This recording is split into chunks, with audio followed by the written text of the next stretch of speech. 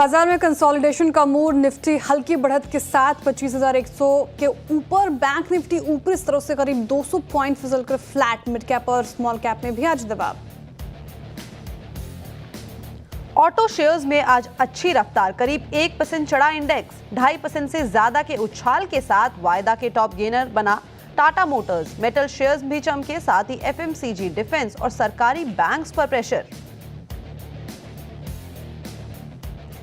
Realty शेयरों में भारी मुनाफा वसूली, इंडेक्स करीब 3% नीचे। ब्लॉक डील के बाद लोधा और ओबरॉय रियल्टी 4 से 6% टूटे, दोनों वायदा के टॉप लूजर्स में शामिल।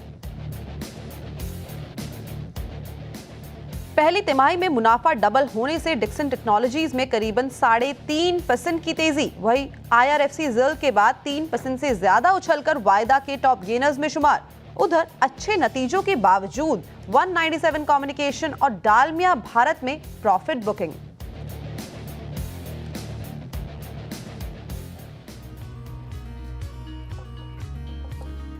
नमस्कार, सीएनबीसी आवाज मोतीलाल ओसवाल लाइव स्टूडियो में आप सभी का स्वागत है। आप देख रहे हैं ट्रेडर्स हॉटलाइन। मैं हूं आपके साथ श्रेया ठाकुर, मेरे साथ मौजूद है मेरी सहयोगी कंचन नौटियाल और आज के मेहमान मानस जायसवाल जी, जो अगले आधे घंटे आपके सवालों के जवाब देंगे। और मार्केट की बात करें तो सोमवार का दिन याद होगा आपको, शानदार तेजी। कल फिर से थोड़ा दबाव देखने को मिल रहा था, कंसोलिडेट करता हुआ नजर आ रहा था और आज भी वही मूड कैरी कर रहा है। मार्केट कंसोलिडेट होकर कारोबार कर रहा है। निफ्टी, बैंक निफ्टी अगर आप देखेंगे तो हाई साइड से थोड़ा ज़्यादा 200 अंकों से ज़्यादा फिसल गया है। मिड कैप स्मॉल कैप में आज फिर से दबाव, इसलिए ब्रेथ में आपको टसल नजर आएगी बुल्स और बेयर्स के बीच। और सेक्टर स्पेसिफिक जैसा कि हम बात कर रहे थे, रियल्टी स्पेस 3.25% करीब ये स्पेस टूटा। और खबर समझी लोधा ओबरॉय रियल्टी में ब्लॉक डील्स रिजल्ट भी अच्छे नहीं आ रहे, तो प्रेशर तो है इस पर्टिकुलर इंडेक्स में। एक बार कंट्रीब्यूटर प्लेट रखते हैं आपकी स्क्रीन पर और समझने की कोशिश करते हैं कि कौन ड्रैग कर रहा है आज मार्केट को काउंटर्स वाइज। देखिए, निफ्टी को रिलायंस भारती एयरटेल जैसे काउंटर्स, रिलायंस लगातार 2 दिनों की गिरावट के बाद आज संभलने की कोशिश कर रहा है और बाजार को भी संभालने की कोशिश कर रहे हैं। लेकिन देखिए, FMCG, pack, ITC, HUL, SBI life और टाटा कंज्यूमर जैसे स्टॉक्स ड्रैग करने की कोशिश कर रहे हैं। तो स्थिति उतनी ठीक ठाक नहीं लग रही है मार्केट की। सवाल है कि अब कौन से लेवल्स इंपॉर्टेंट और करना क्या चाहिए आपको, सब कुछ समझते हैं। साथ ही आपके क्वेरीज को भी एड्रेस करेंगे। हमारे साथ मानस जायसवाल जी मौजूद हैं। मानस जी, स्वागत है आपका कार्यक्रम में। सुप्रभात, very good morning to you. कैसा लग रहा है मार्केट आज? कल भी कंसोलिडेट कर रहा था, आज भी कंसोलिडेट कर रहा है। यहाँ से कौन से लेवल्स आपके लिए इंपॉर्टेंट नजर आ रहे हैं, क्या करना चाहिए? गुड मॉर्निंग श्रेया जी। तो देखिए, जहां तक बात ट्रेंड की है, ये सही है कि निफ्टी फेस कर रहा है रेजिस्टेंस 20 मूविंग एवरेज के आसपास। तो जब तक 25,200 250 के लेवल ब्रेक ना हो, आपको एग्रेसिव होकर खरीदारी नहीं करनी है मार्केट में। लेकिन मेरा समझना ये भी है कि शायद यहां से ज्यादा गिरावट देखने को नहीं मिलेगी, क्योंकि 3 दिन पहले स्टॉक निफ्टी ने अपने 50 मूविंग एवरेज पे सपोर्ट लिया। तो जब तक 24,875 के ऊपर निफ्टी ट्रेड करता रहे, यहाँ पर आप बने रह सकते हैं लॉन्ग पोजीशन में। लेकिन फ्रेश खरीदारी 25,250 के ऊपर करेंगे और उसके बाद कम से कम आपको 400 450 पॉइंट की तेजी देखने को मिल सकती है। ओके, तो ये थी राय निफ्टी और बैंक निफ्टी के ऊपर। किस तरीके का आउटलुक है वो मानस सर ने क्लियरली बता दिया। चलिए आगे बढ़ते हैं और अब वो नंबर आपकी स्क्रीन पे रखते हैं जिसके थ्रू आप और हम हो सकते हैं कनेक्ट। वो व्हाट्सएप नंबर, इस पे आप अपने पोर्टफोलियो रिलेटेड सवाल को पूछ सकते हैं। साथ ही जितने भी हमारे सोशल मीडिया प्लेटफॉर्म है, वहाँ पे आप सीएनबीसी आवाज़ को, मुझे या फिर श्रेया ठाकुर को टैग करके भी अपने सवाल जो हैं वो पूछ सकते हैं। चलिए आगे बढ़ा जाए और देखा जाए कि जो पहले दर्शक हैं कहाँ से जुड़े हैं। जयपुर से केबी अजमेरा जी हमारे साथ जुड़े हैं। अजमेरा जी नमस्कार। नमस्कार। नमस्कार जी, क्या सवाल है आपका? मैम, मेरे पास के अंदर फाइजर 20 शेयर्स थे और मैंने ये 5750 रुपए में खरीदे थे। ओके, तो लॉन्ग टर्म का पर्सपेक्टिव है आपका? नहीं, एक्चुअल में तो मैंने खरीदे डिविडेंड पर्पज के हिसाब से खरीदे थे। 165 रुपए का डिविडेंड दे रहे थे, पर अब ये साला तिगड़ा डिविडेंड लग रहा है मेरे पास में से। तो वैसे तो रखना तो पड़ेगा, लेकिन मैं इसके बारे में जानना चाहता हूँ कि इसको मैं रखूं या फिर निकाल दूं उनको। मई के बाद इनफैक्ट यहाँ पे एक अच्छी खासी हमें जो तेजी का रुख है वो देखने को मिला था। 4,000 के लेवल से अच्छी खासे इसने भाव दिखाए थे। 6,000 तक के लेवल तक इसने टच किया था, लेकिन वापस से अभी नीचे की ट्रेजेक्ट्री में धीरे धीरे खिसक रहा है। मानस सर, क्या करना चाहिए? मैं एक बार बाइंग प्राइस वापस से बता देती हूँ, 5,750 20 शेयर्स हैं इनके पास। गुड मॉर्निंग कंचन जी। तो देखिए ये गुड सही है मॉर्निंग कि सर। जो फाइजर है वो लगातार लोअर टॉप लोअर बॉटम बना रहा है, 50 डे मूविंग एवरेज के नीचे ट्रेड कर रहा है। लेकिन जब हम लॉन्ग टर्म की बात करते हैं तो मेरे ख्याल से यहाँ पर थोड़ा वेट करना बेहतर रहेगा। अगर आपको ध्यान हो तो पहले हमने 4000 से लेकर 6000 तक की रैली देखी थी, तो जो जो गिरावट है उसको केवल एक करेक्शन की तरह देखिए लॉन्ग टर्म के लिए, और 4900 के नीचे स्टॉप लॉस लगा के पोजीशन को होल्ड करें। मेरा समझना ये है कि यहाँ कहीं या तो थोड़ा और गिरावट पे जब भी सपोर्ट लेगा फाइजर, तो नई रैली में वापस 6000 तक के भाव दिखा देगा। ओके, नई रैली में वापस 6000 तक के भाव एक्सपेक्टेड हैं, तो फिलहाल ये स्ट्रैटेजी आपको फाइजर में अपनाना चाहिए। चलिए अब आगे बढ़ते हैं और नेक्स्ट कॉलर हमारे साथ कहाँ से जुड़ रहे हैं वो देखते हैं, उनसे बातचीत करते हैं। एसके बुटोला जी हमारे साथ जुड़ रहे हैं फरीदाबाद से। बुटोला जी, स्वागत है आपका कार्यक्रम में। सवाल सर आपका। Good morning, madam. Good morning. Thank you for asking me, taking my questions since I'm trying since long back. But Our I'm not pleasure, a- sir. Right, great. तो मेरा क्वेश्चन है सर से, मेरे पास Indian hotels हैं, average है मेरे पास 750 का, और मेरा 3 मंथ का व्यू है। तो should I keep the holding is share or should I exit on that because I'm not able to get the profit, I would say. Okay, हाँ, प्रॉफिट में तो नहीं है आप, लेकिन इंडियन होटल्स पेडिग्री काफ़ी अच्छी है। अब चार्ट्स पे काउंटर कैसा प्लेस्ड है ये तो मानस जी समझेंगे, लेकिन एक महीने में 1% का दबाव आया है। इंडियन होटल्स में पिछले साल तो शानदार रैली 20% से ज़्यादा की तेज़ी देखने को मिली थी मानस जी। अब क्या करना चाहिए? हालांकि हाल फिलहाल में हम इसमें तेज़ी देखते हैं, लेकिन चार्ट्स पे क्या इंडिकेशन, 3 महीने के लिहाज से क्या करना चाहिए? तो देखिए पिछले 3 मंथ से देखें तो एक रेंज में स्टॉक फंस गया है। 800 रुपए पे रेजिस्टेंस दिखता है, 700 रुपए पे सपोर्ट दिखता है। पॉजिटिव अगर देखें तो ये है कि जो कंसोलिडेशन है ये 200 मूविंग एवरेज के ऊपर हो रहा है, इसलिए मेरी राय में यहाँ पर बने रह सकते हैं। जो पिछले हफ्ते के लोज हैं उसके नीचे आपको स्टॉप लॉस लगाना है, तो आपको 724 के नीचे स्टॉप लॉस लगा के पोजीशन को होल्ड करना है। अगर 800 रुपए के लेवल ब्रेक होंगे तो मेरे ख्याल से उसके बाद आपको 875 तक की रैली स्टॉक दिखा सकता है। ओके, तो ये थी राय इंडियन होटल्स के ऊपर। 800 तक के नंबर्स के लिए आप इसको कर सकते हैं चेज। मूविंग फॉरवर्ड, अगले जो दर्शक हैं पुणे से हमारे साथ जुड़े हैं कल्याण जी। कल्याण जी नमस्कार। नमस्कार मैम जी, आपका सवाल। एसबीआई पे एक सवाल है। 780 के मैंने 440 शेयर्स लेके रखे हुए हैं, मैं 3 मंथ के लिए वेटिंग कर सकता हूँ, मतलब होल्ड कर सकता हूँ। ठीक है, तो 780 का भाव है, 440 शेयर्स हैं, वहाँ से तो शेयर में एक मूवमेंट आता हुआ दिखाई दिया है। बट मानस सर, 3 महीने के लिहाज से केवल अगर देखा जाए इसे, तो क्या लगता है यहाँ से ऊपर के नंबर 800 850 तक ही जाता, 850 900 तक जाता हुआ दिखाई दे रहा है, या फिर यहाँ से निकल लिया जाए जितना भी प्रॉफिट बन रहा है? तो देखिए स्टेट बैंक ऑफ इंडिया ने डिसअपॉइंट तो डेफिनेटली किया है, क्योंकि करीब 5-6 दिन पहले स्टॉक ने एक ट्रायंगुलर फॉर्मेशन का ब्रेकआउट दिया था, लेकिन स्टॉक ऊपर सस्टेन नहीं हो पाया और वापस हमने 20 डे मूविंग एवरेज के नीचे ट्रेड करने लगा है। मेरा समझना है कि अगर आपके पास 3 मंथ का समय है तो थोड़ा वेट कर लीजिए। 200 डे मूविंग एवरेज एक बहुत ही स्ट्रांग सपोर्ट है, तो 784 के स्टॉप लॉस से पोजीशन को होल्ड करना चाहिए। कंसोलिडेशन के बाद जब भी स्टॉक बाहर निकलेगा, इस कंसोलिडेशन जोन के बाहर निकलेगा, 840 के लेवल को ब्रेक करेगा, तो फिर आपको उसके ऊपर कम से कम 150 रुपए की रैली दिखा देगा स्टॉक। ओके, 150 तक की रैली एक्सपेक्टेड है। एसबीआई में फिलहाल फ्लैट कारोबार कर रहा है, स्टॉप लॉस आप मेंटेन कीजिएगा 784 का। अब आगे बढ़ते हैं, देखते हैं नेक्स्ट कॉलर कहाँ से जुड़ रहे हैं हमारे साथ। किरण जैन जी जुड़ रहे हैं हमारे साथ मुंबई से। Kiran ji, very good morning. Good morning ma'am. जी मैम, मेरे पास ट्रेंड लिमिटेड के 100 शेयर है, 5100 में मैंने लिए थे, तो मैं I can hold for 3 year. तो अभी रेट जो है वो 5400 के आजू बाजू है, मुझे क्या करना चाहिए? बुक प्रॉफिट करूं कि होल्ड करूं? Please suggest. ठीक है, ट्रेंड जहाँ तक आप तो इस पर्टिकुलर काउंटर में प्रॉफिट में है, 232 रुपये प्रति शेयर का प्रॉफिट चल रहा है, 5100 आपकी खरीद है, 5329 के लेवल पर कारोबार कर रहा है। लेकिन ट्रेंड अगर फंडामेंटली बात करें तो जिस तरीके से स्टोर एक्सपेंशन कर रही है कंपनी, वेस्ट साइड के स्टोर्स अलग अलग सिटीज़ में, जूडियो के स्टोर्स बढ़ा रही है, उस लिहाज से ब्रोकरेज को काफ़ी पसंद आता है। लेकिन चार्ट्स पे पेन तो दिखा है हमें मानस जी, और 8345 तक करेक्ट हो के 5330 के लेवल पर अब आ गया है। करना क्या चाहिए? 3 साल के लिहाज से पर्टिकुलर काउंटर होल्ड है कि नहीं, क्योंकि एक महीने में 12% से ज़्यादा टूटा है। देखिए दिक्कत तो लग रही है स्टॉक में, क्योंकि स्टॉक ने करीब 4600 से रिकवरी दिखाई थी। 6000 के ऊपर भी निकला था, लेकिन वहां सस्टेन नहीं हो पाया और वापस गिरावट में अपने 200 मूविंग एवरेज के नीचे ट्रेड कर रहा है। तो जो सेटअप है medium to long term charts पे, वो अच्छा तो बिल्कुल भी नहीं है। जिस तरह के पैटर्न बन रहे हैं उसको देख के लग रहा है कि शायद वापस हमें गिरावट देखने को मिल सकती है, 49 तक के भाव देखने को मिल सकते हैं। अप्रोच कॉशियस रहेगी। अगर आपके पास लॉन्ग पोजीशन है तो मेरी एडवाइस ये रहेगी कि पहला काम आपको करना है कि 5200 के नीचे स्टॉप लॉस लगा लीजिए। अगर 5200 के नीचे इस बार जाए तो आपको अपनी लॉन्ग पोजीशन से निकलना पड़ेगा। उससे पहले कोई रिकवरी देखने को मिल जाए तो 55 5600 के आसपास एक बार स्टॉक से निकल जाए और फ्रेश खरीदारी 6000 के ऊपर ही करें। ओके, तो ये थी राय ट्रेंड पे 55 5600 पे आप, अगर आपको नंबर्स देखने को मिल सकते हैं तो अपनी पोजीशन को एग्जिट कर सकते हैं और 5200 का आपको लगाना होगा स्ट्रिक्ट स्टॉप लॉस।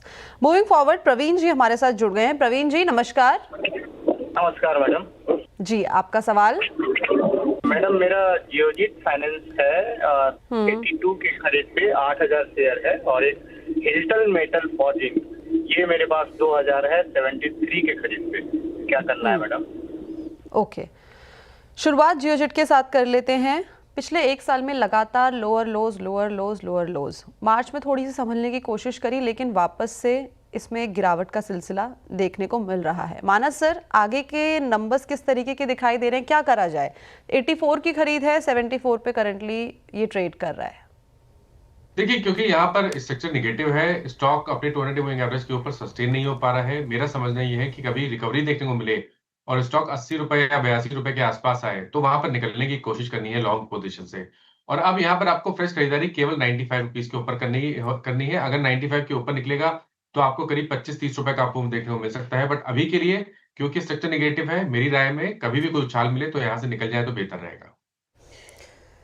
एग्जिट करने की राय है कोई भी उछाल में। सेल ऑन राइज की रणनीति आपको जियोजीत फाइनेंशियल में अपनानी चाहिए क्योंकि चार्ट्स नेगेटिव हैं। चलिए अब आगे बढ़ते हैं और नेक्स्ट कॉलर कहाँ से जुड़ रहे हैं हमारे साथ? कमलदीप सिंह जी जुड़ रहे हैं दिल्ली से। कमलदीप सिंह जी, स्वागत है आपका सीएनबीसी आवाज पर। मौसम कैसा है दिल्ली का? बारिश हो रही है वहाँ पे? मैडम रोज बारिश हो रही है, बहुत अच्छा मौसम है और काम में भी मजा आता है और मौसम का भी मजा ले रहे हैं, है ना? मैं मिस करती दिल्ली को। खैर, आपका सवाल। मैडम मेरे पास कैनरा बैंक के शेयर हैं, 500 शेयर हैं 116 के रेट पे। तो ये हॉरिजन 6 महीने का है, रखना है, एग्जिट करके कहीं और इन्वेस्ट करें या होल्ड करें? ठीक है, काफ़ी पेन में इस पर्टिकुलर काउंटर। पीएसयू ही देख लीजिए आप। पीएसयू बैंक जिस तरीके से इसने परफॉर्मेंस दिखाई है, आज भी डे लो के आसपास कारोबार करता हुआ नजर आएगा। डे लो नहीं लेकिन उससे थोड़ा ऊपर 1% की गिरावट के साथ कर रहा है। 5 दिन में ये 8.5% के करीब टूटा। 107 की खरीद है, आप 116 की खरीद है, 107 पे कर रहा है कारोबार, तो लॉस ही झेल रहे हैं आप। अब करना क्या चाहिए कैनरा बैंक में? इनको एग्जिट कर लेना चाहिए, कोई बेटर काउंटर में शिफ्ट करें, या फिर अभी भी होल्ड कर सकते हैं ये? देखिए, काफी मुश्किल हो रही है स्टॉक को 120 का आंकड़ा ब्रेक करने के लिए। मेरे ख्याल से 3 या 4 अटेम्प्ट किए स्टॉक ने 120 के लेवल को ब्रेक करने के लिए, लेकिन हर बार वहां पर सेलिंग प्रेशर देखने को मिला है। आई थिंक यहाँ पर अप्रोच थोड़ी कॉशियस रहेगी। 102 रुपए का स्टॉप लॉस लगा लीजिए अपनी पोजीशन में, जो लॉन्ग पोजीशन आपने बना रखी है। अगर 102 के नीचे जाए तो आपको लॉन्ग पोजीशन से निकलना पड़ेगा। लेकिन अगर हम बेहतर स्ट्रक्चर की बात करें और मीडियम टू लॉन्ग टर्म की बात करें तो मेरा समझना है कि इस स्पेस में स्टेट बैंक ऑफ इंडिया ज्यादा बेहतर स्ट्रक्चर है। तो मेरा रिकमेंडेशन ये है कि कैनरा बैंक से निकल के स्टेट बैंक ऑफ इंडिया में थोड़े से लंबे समय के लिए निवेश करें। आई थिंक वहां पर बेहतर रिटर्न्स मिल सकते हैं। ओके, तो ये थी राय कैनरा बैंक के ऊपर। आगे बढ़ते हैं और जो अगले दर्शक हैं मुंबई से हमारे साथ जुड़े हैं, रवि जी हमारे साथ जुड़े। रवि जी नमस्कार। मेरे को लग रहा है कि शायद से जो डिस्कनेक्ट हो गया है नेटवर्क। मैं इनका सवाल ले लेती हूँ। मानस सर, इनके पास ना बजाज फाइनेंस है, 960 की खरीद है और 24 शेयर्स इनके पोर्टफोलियो में है। कल जैसे हमने देखा कि कंपनी के अनूप साहा ने अपना रिजाइन दे दिया है due to the personal reason, उसके बाद एक गिरावट देखने को मिली थी, लेकिन आज वापस से गेन्स जो है आते हुए दिखाई दिए। करीबन 1.5% की तेजी यहाँ पे देखने को मिली है। क्या करना चाहिए? देखिए, अगर ये पोजीशन लंबे समय के लिए है तो बिल्कुल बने रहिए, क्योंकि पैटर्न तो बहुत पॉजिटिव है लॉन्ग टर्म चार्ट पे। अभी कुछ महीनों पहले स्टॉक ने एक फ्लैग पैटर्न का ब्रेकआउट दिया था, जिसके टारगेट करीब 1100-1150 के आते हैं। तो जो अगर आपका टाइम फ्रेम 6 से 8 महीने का है तो बिल्कुल बने रहिए। स्टॉप लॉस आपको 874 के नीचे लगा के रखना है। ट्रेडिंग के तौर पे अगर आपने पोजीशन बना रखी है तो भी ये बने रहिए, क्योंकि यहाँ पर ट्रेंड पॉजिटिव लगता है। आपको स्टॉप लॉस 950 रुपए का लगा के रखना है, पोजीशन को होल्ड करना है। आई थिंक शॉर्ट टर्म में जो नेक्स्ट टारगेट होगा वो 685 से माफ करिएगा 985 से 990 तक का हो सकता है। 985 से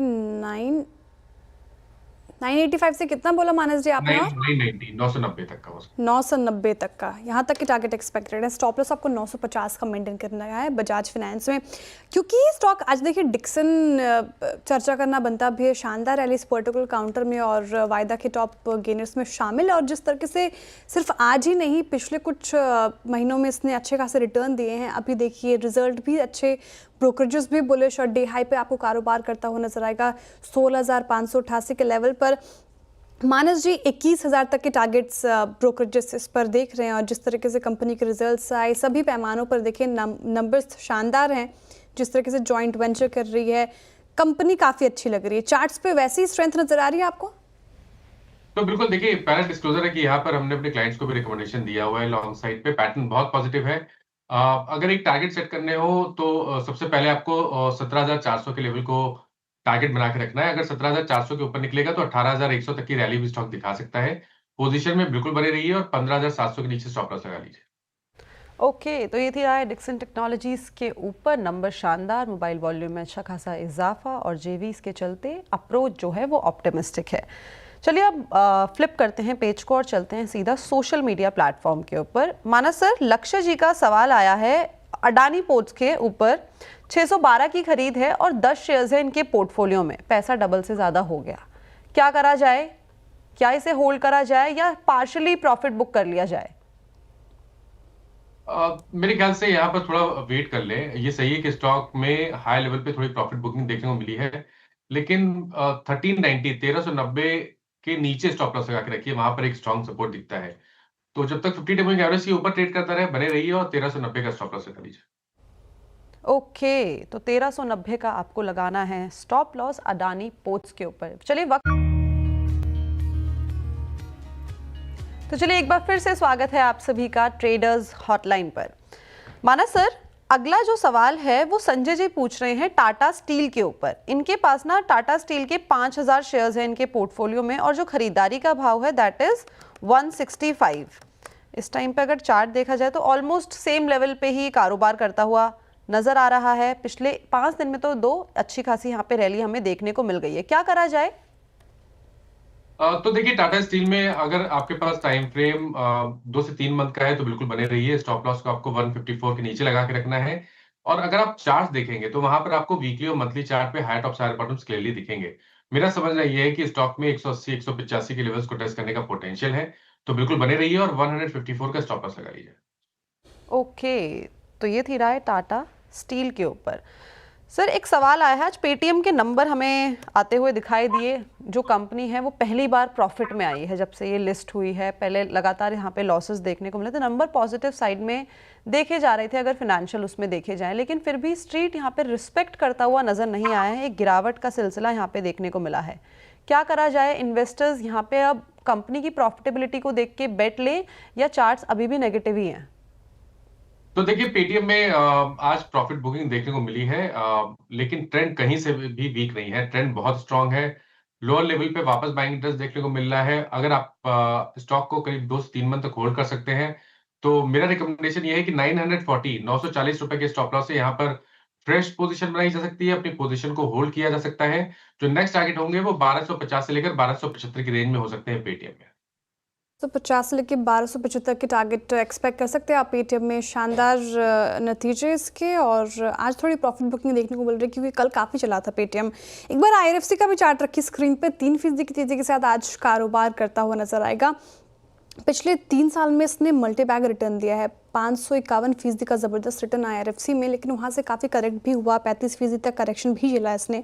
आईआरएफसी अब कैसे चार्ट्स पे प्लेस मानस जी, क्योंकि काफ़ी शोज़ करते हैं हम, ट्रेडर्स हॉटलाइन हो गया, पंचनामा हो गया, रेलवे स्टॉक्स पर काफ़ी सवाल, और आईआरएफसी अगर स्पेसिफिकली इसकी बात करूँ तो बहुत सारे लोगों के पोर्टफोलियो में अब भी है। कौन से लेवल्स इंपॉर्टेंट, क्या लग रहा है आपको चार्ट्स पे? अब क्या स्ट्रेंथ नजर आ रही है या फिर अभी भी साइडवेज में ही आई? तो देखिए, फिलहाल के लिए अगर हम ट्रेंड की बात करें तो वो साइडवेज लगता है। नीचे की तरफ 125 पे एक स्ट्रॉन्ग सपोर्ट है, ऊपर की तरफ 145 पे एक स्ट्रॉन्ग रेजिस्टेंस है। जब तक इस रेंज में ट्रेड करता रहे तब तक आप अपनी लॉन्ग पोजीशन को होल्ड कर सकते हैं 124 के स्टॉप लॉस के साथ। फ्रेश खरीदारी इस लेवल पे नहीं करनी है जब तक ब्रेकआउट ना देखने को मिले और अगर 145 का आंकड़ा स्टॉक ने ब्रेक किया तो फिर आपको 180 185 को टारगेट कर लेना चाहिए। 180 से 185 तक की टारगेट एक्सपेक्टेड है। जिस तरीके से मानस जी आज रियल्टी स्पेस टूटा है, आप देखिए 3.25% के करीब इंडेक्स टूट कर रहा है कारोबार। ब्लॉक डील की खबर थी, लेकिन रिजल्ट्स भी आए। ओबरॉय रियल्टी जैसे काउंटर्स के रिजल्ट अच्छे लग नहीं रहे, मार्केट को लगे नहीं, और स्ट्रीट ने पनिश भी किया था। आपको क्या लग रहा है, कोई ऐसा काउंटर रियल्टी स्पेस में जो अभी फिलहाल पसंद है और इस गिरावट में अवसर तलाश सकते हैं, उस पर्टिकुलर काउंटर में है आपके कोई रडार पर? देखिए, रियल्टी स्पेस में अगर आपको ट्रेड करना है या थोड़ा लंबे समय के लिए निवेश करना है तो बहुत सिलेक्टिव होना पड़ेगा। जो स्टॉक 200 मूविंग एवरेज के नीचे ट्रेड कर रहे हैं वहां पर आपको खरीदारी नहीं करनी है। तो गोदरेज प्रॉपर्टीज देख लीजिए, ओबराय रियल्टी देख लीजिए, ये दोनों स्टॉक 200 मूविंग एवरेज के नीचे ट्रेड कर रहे हैं। बेहतर स्टॉक है डीएलएफ का, जहां पर कंसोलिडेशन है, जो लॉन्ग टर्म चार्ट्स है वो काफी बेहतरीन है।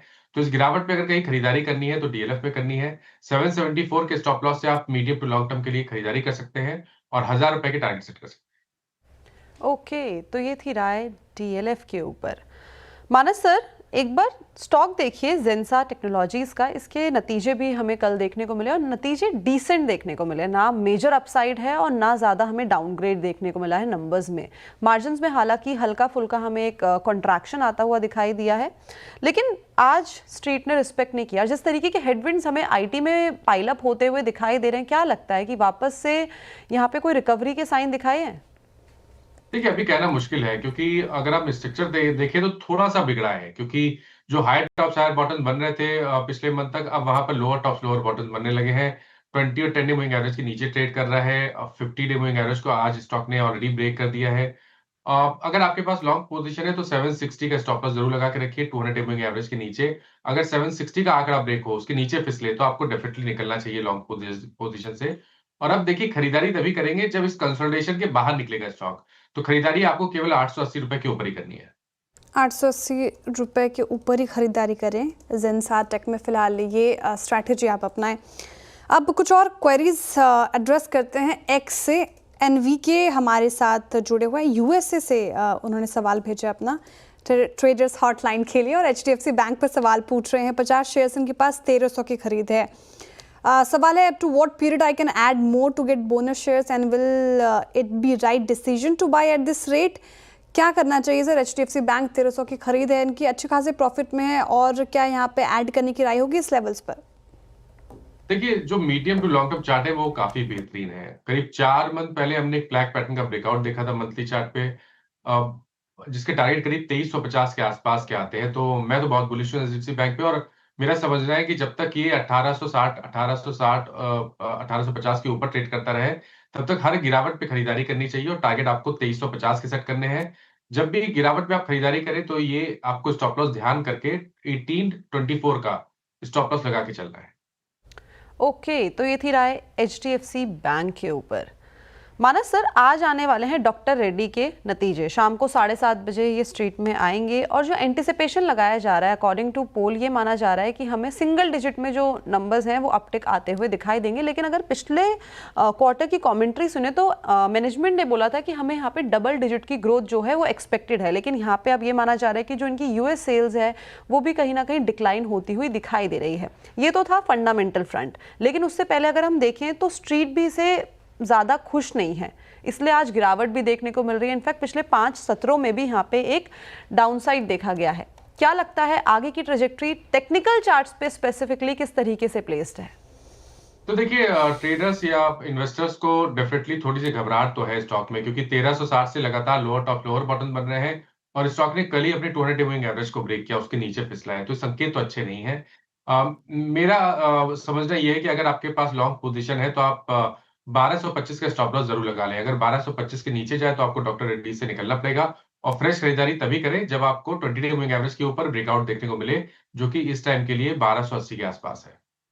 ओके, तो फ्रेश खरीदारी 1280 के ऊपर ही आप करके चले। साथ में स्टॉप लॉस जो बताया गया है वो है 1225 का। Manas sir, thank you so much हमारे साथ जुड़ने के लिए, बढ़िया जानकारी, सारे ही क्वेश्चंस के आंसर करने के लिए। Thank you for joining us today. तो चलिए, वक्त हो गया है ट्रेडर्स हॉटलाइन को यहीं पे रैप अप करने का। आप कहीं मत जाइएगा, श्रेया के साथ जुड़े रहिए खिलाड़ी नंबर 1 पे, और मैं आपके साथ जुड़ी रहूंगी मेरे सोशल मीडिया प्लेटफॉर्म पे। Thank you.